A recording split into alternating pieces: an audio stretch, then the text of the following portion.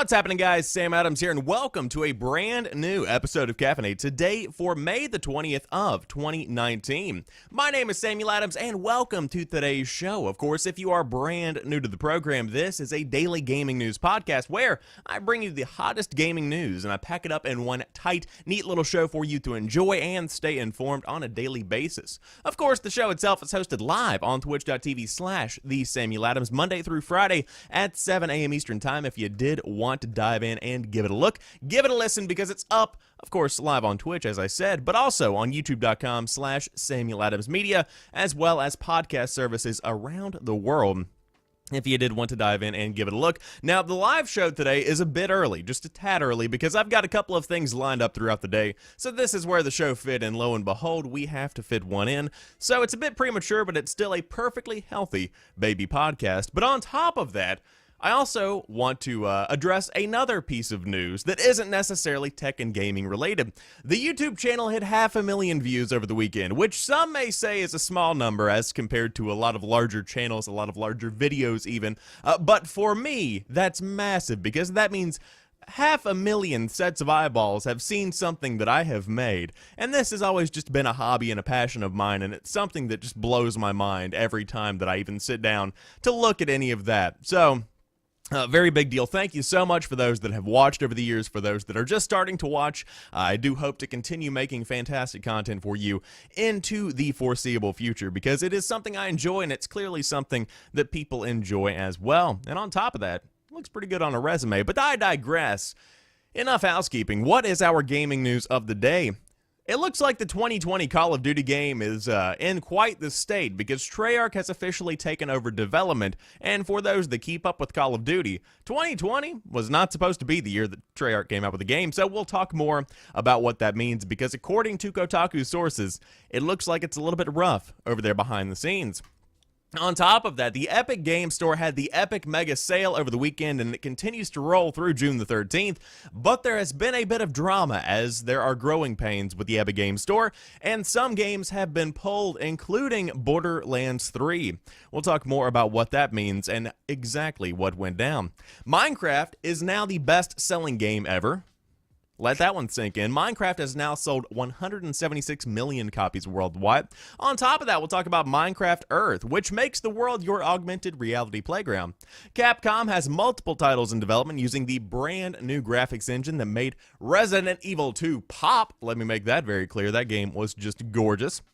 On top of that, THQ Nordic has a tease for E3 2019. The Steam Summer Sale dates have leaked, and World of Warcraft Classic players think some features are bugs. And I wanted to close out the show with that little tidbit, because I've been really enjoying watching some Warcraft Classic. I'm sure some of you have as well, but I did want to end off on a good humorous note, in my opinion.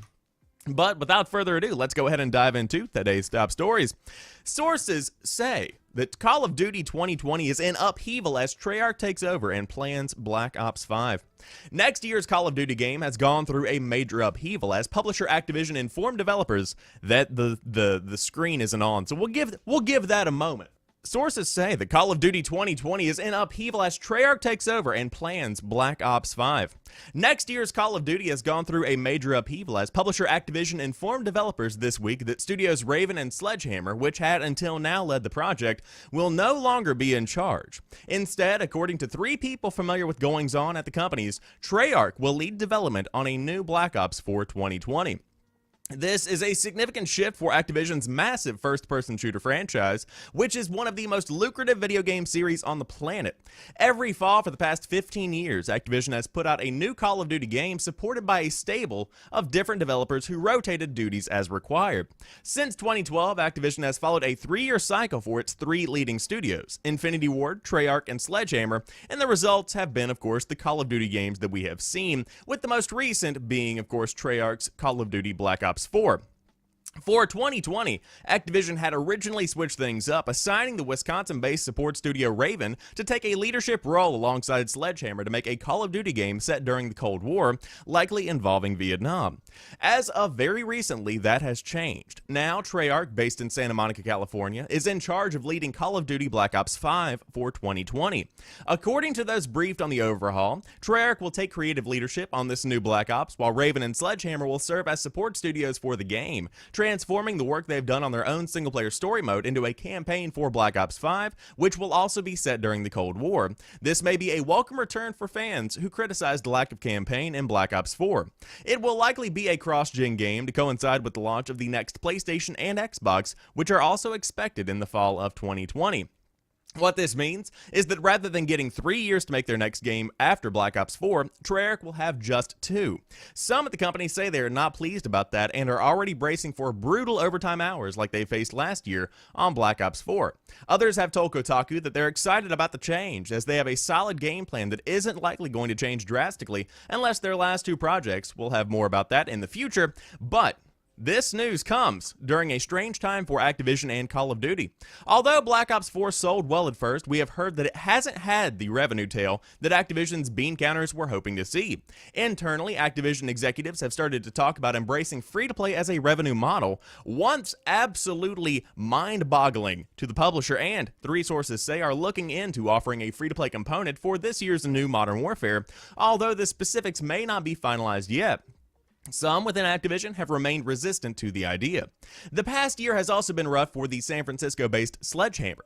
In February 2018, Kotaku broke the news that Sledgehammer's co-founders Michael Condrey and Glenn Schofield had left the studio. Although Activision spun it as a promotion, saying they had taken on new executive duties, it was very clearly an ousting, and the two quietly exited shortly afterwards. Earlier this year, Condrey started a new Silicon Valley studio with the publisher 2K, where he has recruited dozens of Sledgehammer staff. The studio has been hemorrhaging employees over the last few months, much to the dismay of those who remain. One primary reason behind this Call of Duty upheaval, according to 2 people familiar with happenings at Activision, is the tension between Sledgehammer and Raven, whose staff are said to have argued frequently during the past year of development on Call of Duty 2020. 2 people familiar with the project described it as a mess. Now, both studios will serve as support for Treyarch as the publisher prepares to release Black Ops 5, and there has been no comment from Activision. Very interesting story, to say the least, because of how massive Call of Duty remains in 2019 and, of course, beyond. Because Call of Duty has been the go-to in my mind since I first started paying attention to games for many that want to get a first-person shooter. As it tends to go, whenever you're talking about the go-to games for people that might not necessarily be ingrained in the gaming industry like you and I, many people will go and buy the newest Call of Duty and the newest Madden, and they are set. You might throw in a little sprinkle of NBA 2K, but you understand what I'm saying. There are certain games that are just generic, yeah, sure, why not, I need a new game style of purchases, and Call of Duty has always been one. But at what point do we draw the line and say, we've had enough Call of Duty? I think we're beginning to transition into that kind of setting, and so they have to switch things up. Development has to change, and I think that might be what's happening behind the scenes with Call of Duty. And of course, there is no confirmation of this, but I think everybody is well aware that changes have to be made. Of course, there is nothing wrong with Black Ops 4. It's a fine game in and of itself, but at the same time, it's not doing anything mind-bogglingly differently. It's still just Call of Duty, and so I think people are beginning to kind of wane from that. And of course, with the somewhat failure of the Battle Royale mode Blackout, I think that we're beginning to see a change here. Modern Warfare is going to be a very interesting game for 2019. Of course, if there is a free-to-play element included in that, we can go ahead and likely assume that is going to be the Battle Royale mode if they do, in fact, go with a free-to-play model, which would make sense considering most of the other big free-to-play games are Battle Royale games currently in 2019, and lo and behold, they're doing very well. But I digress. When it comes to 2020's game, there is still enough time to churn out a Call of Duty, because that's traditionally the turnaround time if you add in a significant amount of crunch, generally about 2 years, considering that there has been work done on it by Raven and Sledgehammer, but Treyarch will likely change a lot of that down the line. So essentially, you have 3 different studios working on the 2020 Call of Duty as it stands. Treyarch being the head, and then support from Sledgehammer and Raven, which I'm sure there's a good bit of tension between all 3 of these studios. And I'm sure that they just want to get this game finished at this point, which is never a good sentiment to have when you are trying to create something that really touches gamers and connects well. That's just not a good element to have in there. But at the same time, it's Call of Duty, so at least there is some kind of formula, if you will. There is something that you can follow that has been proven time and time again to be a success, that you don't really have to dig deep. It kind of just, if you pump out a Call of Duty game, then lo and behold, you have one. So we will see what happens in 2020. Without a doubt, this was the biggest story over the weekend, and I saw a lot of people talking about Call of Duty. Another point that I did want to bring up on today's show, since we are talking about Call of Duty, is the discussion that kind of stemmed from this story about how dependent Activision is on Call of Duty, and I don't think they are that dependent on COD anymore. Of course, with Activision Blizzard now being the company overall, there's plenty of revenue coming in from different sources, and with Warcraft Classic and a whole bunch of other, revenue streams, I think we're still going to be fine at the end of the day for Activision Blizzard, but also, Call of Duty remains massive. It will always be massive for the entirety of its existence just because of its name recognition alone. And so to have a game begin to wane, to have a franchise begin to wane, that's when things begin to get a little bit hairy and scary for the guys over there at Activision and, of course, the development studios tied to Call of Duty. But we will see what happens. Interesting that Raven took a leadership role. Of course, I believe Raven did the Modern Warfare Remastered that came out a couple of years back alongside Infinite Warfare, which was fine. It was a good game, and I know they've worked on stuff in the past, but I digress. 2020's Call of Duty looks to be in a bit of a pickle, to say the least, but not quite as in a pickle as the guys over there at Epic Games. Not because of monetary issues or internal squabbles, but no, the sale they had is pretty much falling apart. Borderlands 3 pre-order has been pulled from the Epic Games store amid the mega sale kerfuffle. And there has been an update, but let's start with the original story.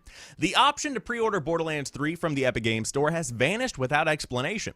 Overnight, after a raft of publishers pulled their games from Epic's download platform over its first sale, publisher 2K appeared to follow suit with the hotly anticipated Borderlands 3.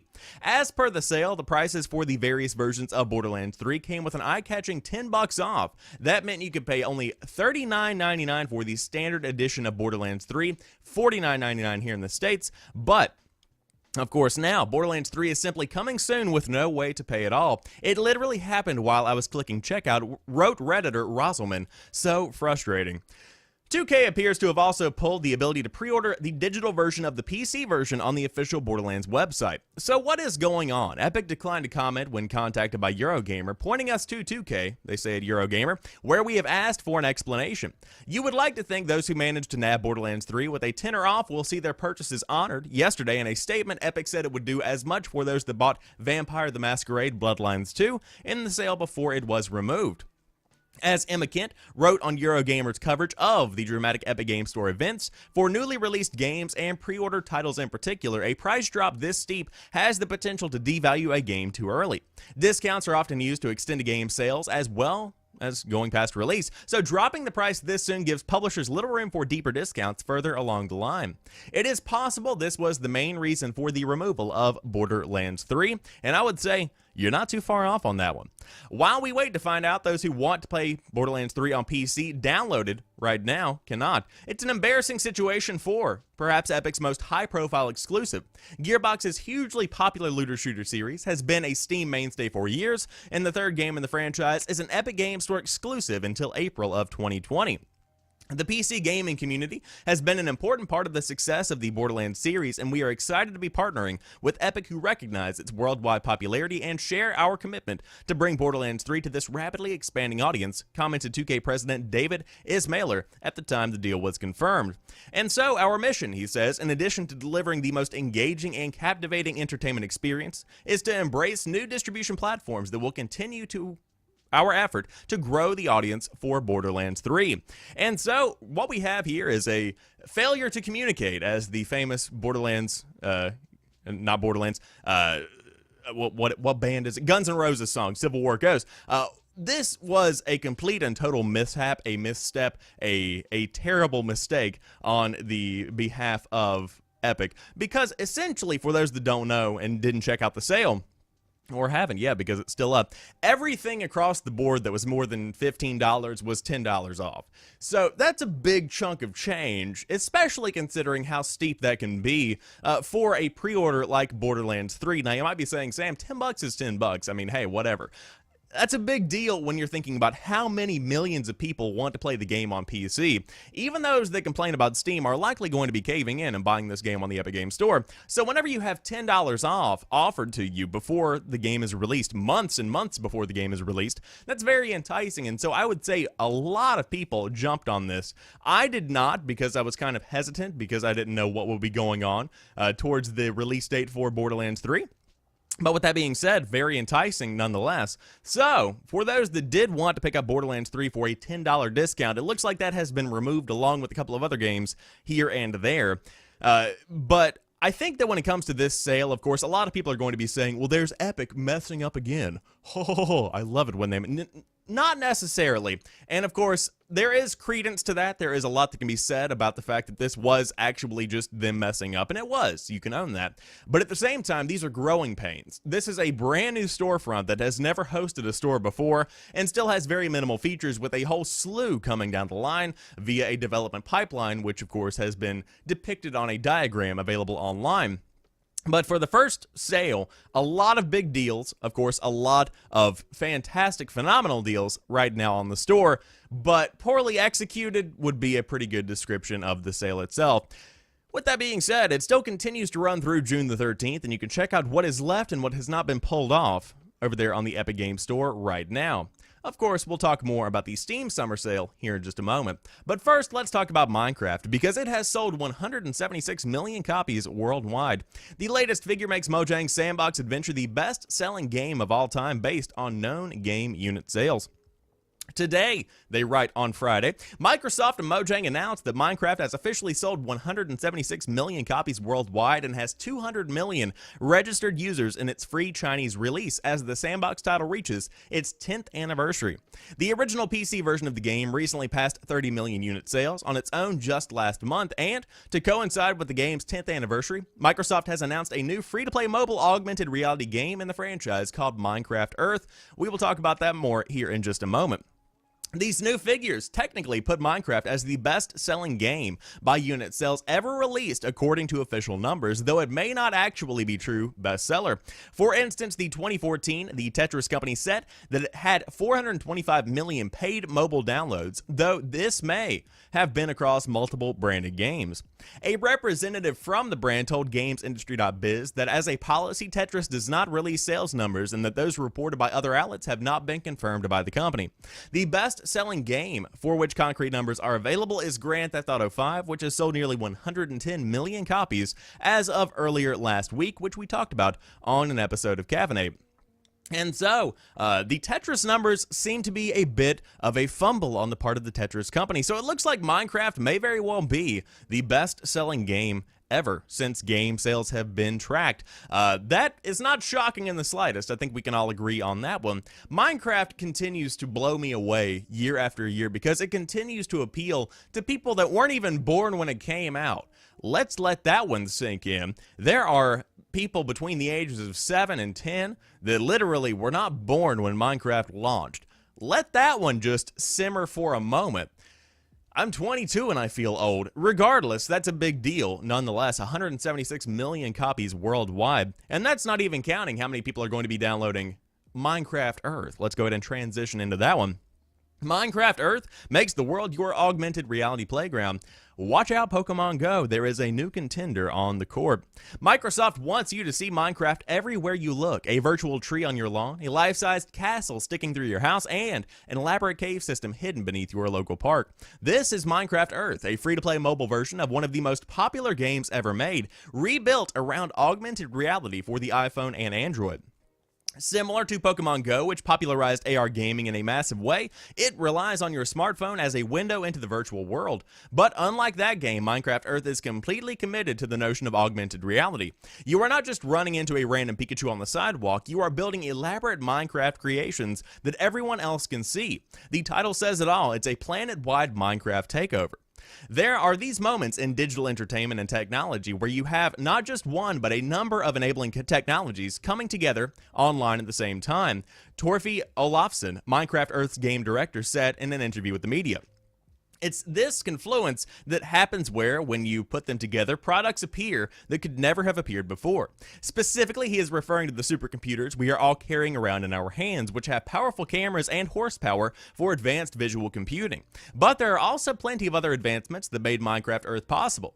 Olafsson points to Microsoft's massive Azure data center presence around the world, huge investments in augmented reality, better GPS capabilities, and faster mobile networks, especially with upcoming 5G speeds.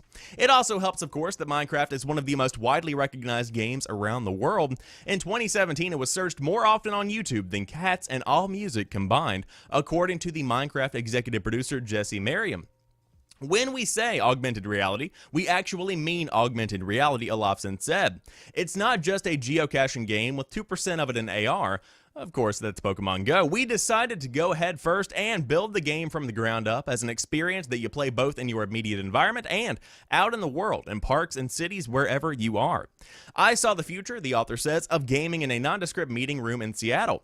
I held up an iPhone, and ahead of me there was a Minecraft building sitting atop a table in AR. Just like every version of the game for the past decade, I could use the phone to take blocks away, stack new ones, and shape it to my liking, or drop in mobs, virtual animals. But since it is AR, I could interact with it like a real object. I got in close to check out all of the tiny details and walked around the table for alternate angles.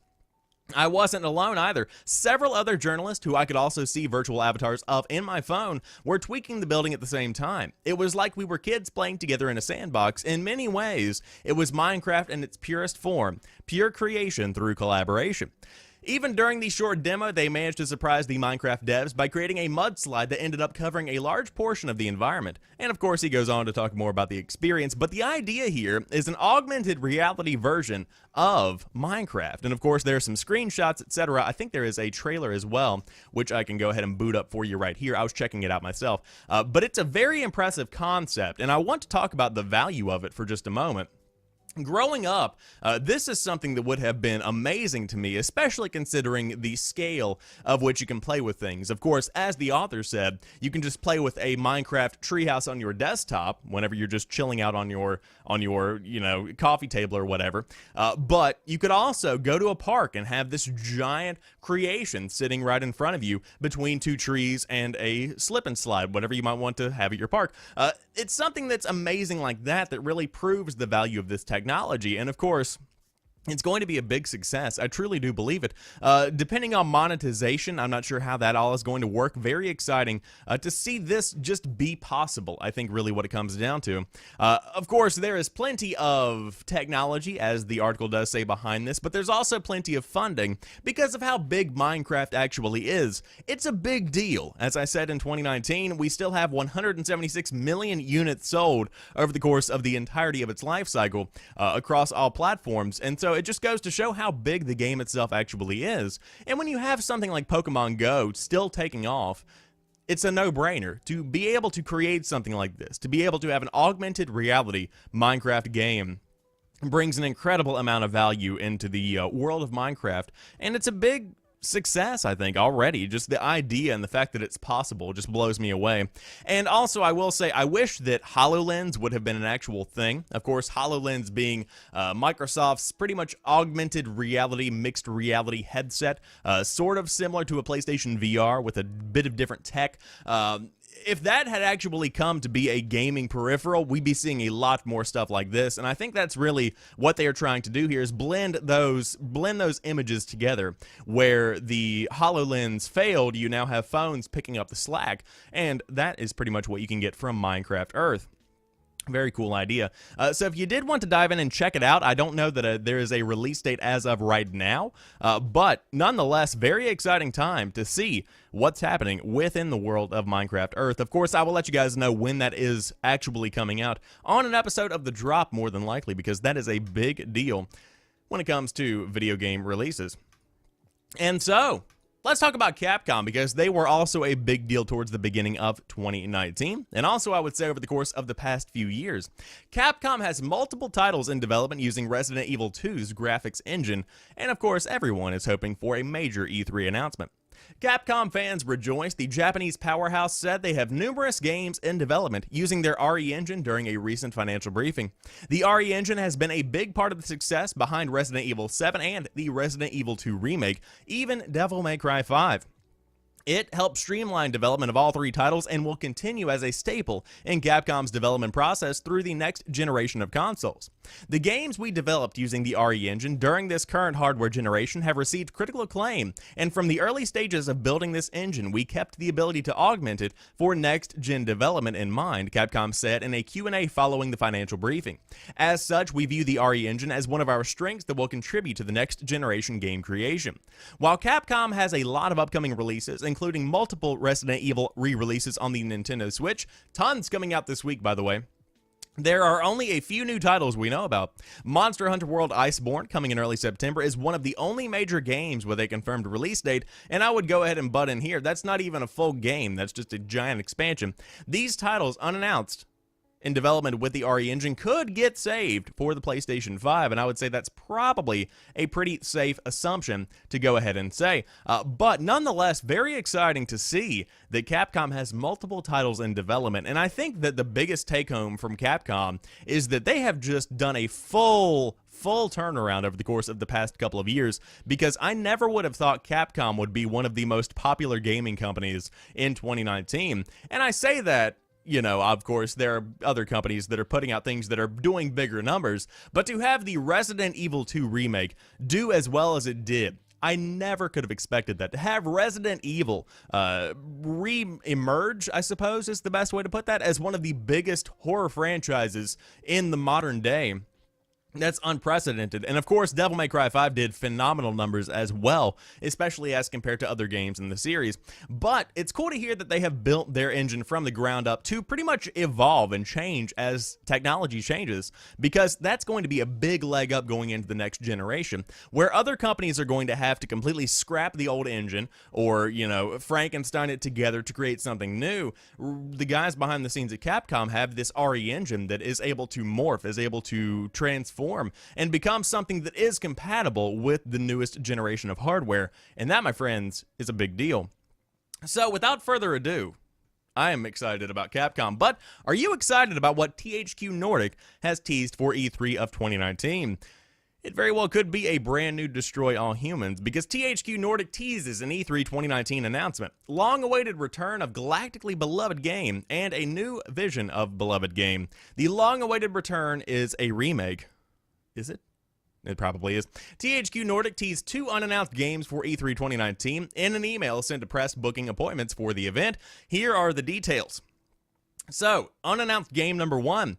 It is a remake, but the long-awaited return of a galactically beloved game and franchise. There is a hands-off demo available, no direct feed recording, no off-screen camera recording, B-roll unedited gameplay footage will be supplied.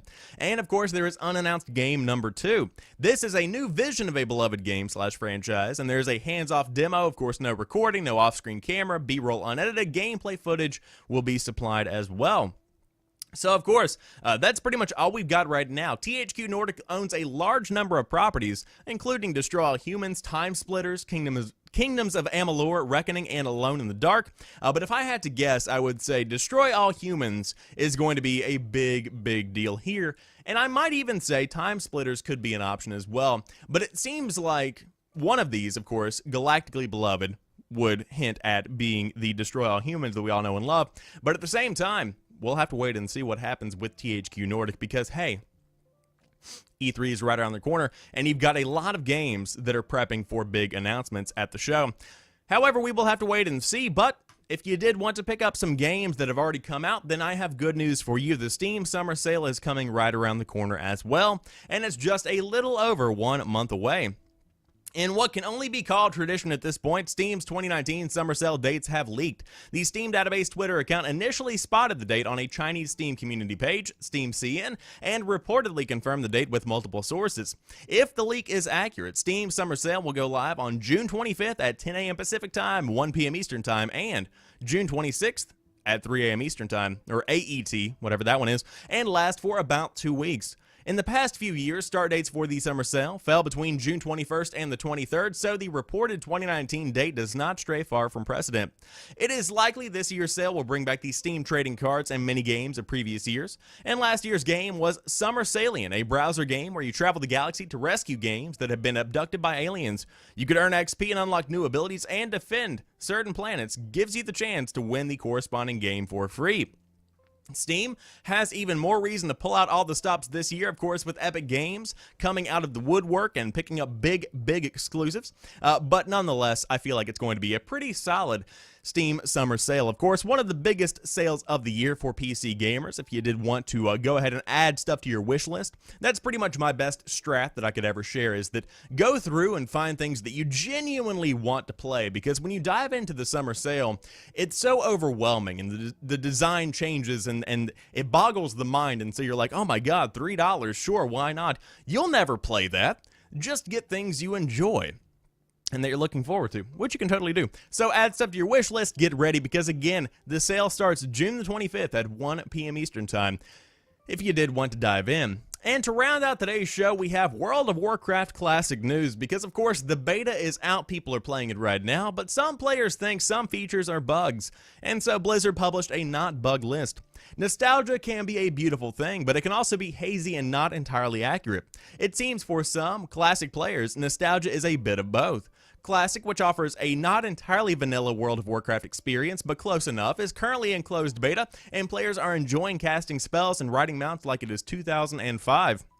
But, as Blizzard notes on a post on Battle.net, the nature of WoW Classic sometimes invokes different memories for different players, and this leads to certain misconceptions for some about what is or isn't working as intended. As a result, and perhaps to preempt a massive pile of bug reports from landing on its desk, Blizzard has published a not a bug list, aka a list of commonly reported gameplay in WoW that has not actually been a bug and is working as Blizzard expects it to. And so the list works as a trip down memory lane for anyone playing World of Warcraft back in the day, and is equal parts hilarious as it is sobering. The personal favorite of this author includes Taurens' hitboxes, and their melee reach is slightly larger than other races. Those body Taurens were the bane of the Night Elf in the life of the author. Feared players and NPCs run fast. I always seem to end up being feared into angry pack of mobs, and standing on top of other players while facing away allow spells and attacks to be used.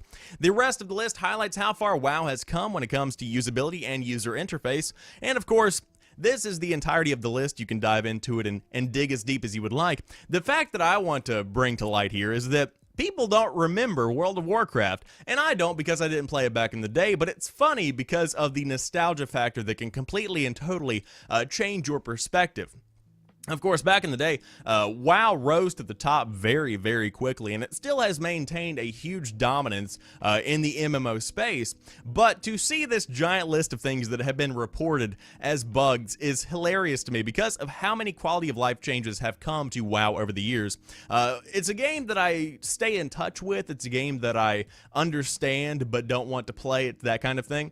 And so you see all of these quality of life changes coming over the course of the past nearly 15 years, and to take those away and go back to vanilla is what people want. People are enjoying this deeply, but you have to kind of make concessions and remember, hey, those amenities of the 2019 Battle for Azeroth version of World of Warcraft are not there anymore, and we're going all the way back to vanilla before those things were even reported or considered to be changed. And so you have this giant list of various bugs and whatnot, such as quest objectives and points of interest are not tracked on the map or minimap. Nope, you just have a map, and you just have to figure out where you need to go, and man, isn't that funny. But nonetheless, very fun times right now if you did want to dive into WoW Classic. Of course, the beta is not open for everyone. Very select, small number of people have it, and then it's launching on August the 27th, I believe, for those that have any kind of subscription to World of Warcraft. You get that access for free on top of the other version of the game as well. So, if you do want to dive into it, again, the Classic is out right now in beta, and hopefully you did get an invite, but nonetheless, very good times to dive back in and check out some of that classic 2005 nostalgia. But with that being said, that rounds out today's episode of Caffeinate. Of course, if you enjoyed today's show, be sure to drop me a like down below if you are watching on youtube.com/SamuelAdamsMedia. But if you are hanging out live on Twitch, I appreciate you being here as well. And of course, the show is hosted 5 days a week, Monday through Friday, around 7 a.m. Eastern Time if you did want to dive in and catch up on the hottest gaming news of the day. But until next time, you guys have a phenomenal rest of the week. I will talk to you soon, and peace.